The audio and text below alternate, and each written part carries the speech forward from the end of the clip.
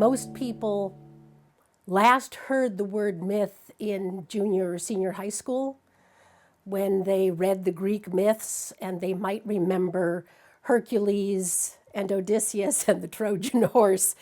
But in most people's minds, myths are old stories from dead cultures. What has myth got to do with me?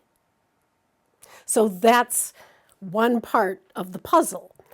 If myth are just dead old stories, why has Joseph Campbell's work remained so vital and so interesting to so many people for so long after his death? And it's because Joseph Campbell identified myth in a much more dynamic way. One of his explanations of what myth is actually very evocative.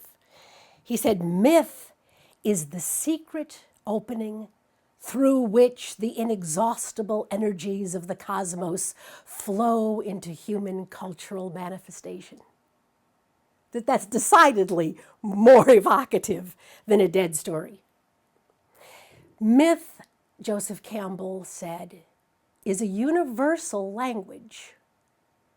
It's a language of symbols, images, metaphors, and narratives that actually hold the potentialities for being human. And so when we're connected to myth, when we hear one of those rich myths that is still alive with symbolic portent, we feel something. Something stirs in us. There's an excitement, a sense of aliveness, a sense of hope, of adventure. So the living myth is what we're after, not the dead story. And there's a difference, because some myths are very much still alive, which means they call out to us for action. They call out to us to have faith in the story. They call out for us to engage, to bring something to it. They demand sacrifice. They demand from us some inner reflection to see if we have lived up to our full potential.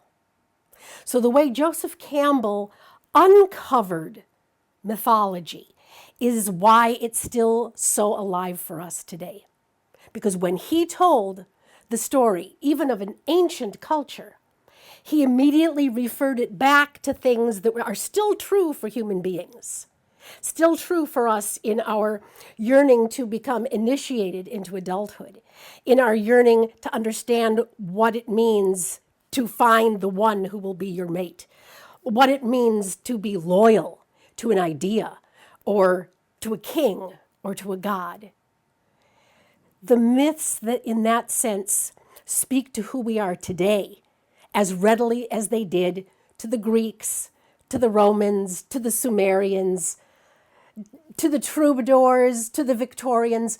In other words, myth is the universal narrative that tells us what things are true, what things are worthy, and why we should care. Myth is the story that binds our lives into a sense of meaningfulness. And frankly, human beings are hardwired in such a way we can't live without myth. We can't live without a story that inspires, that drives us forward, that gives us meaning, that makes waking up in the morning a rational act. And when we lose the myth, or when we find that we are trying to live out a dead or dying myth, this is the moment that you have deaths of despair, because there is nothing there that's calling the human spirit forward into a life-giving, life-saving act.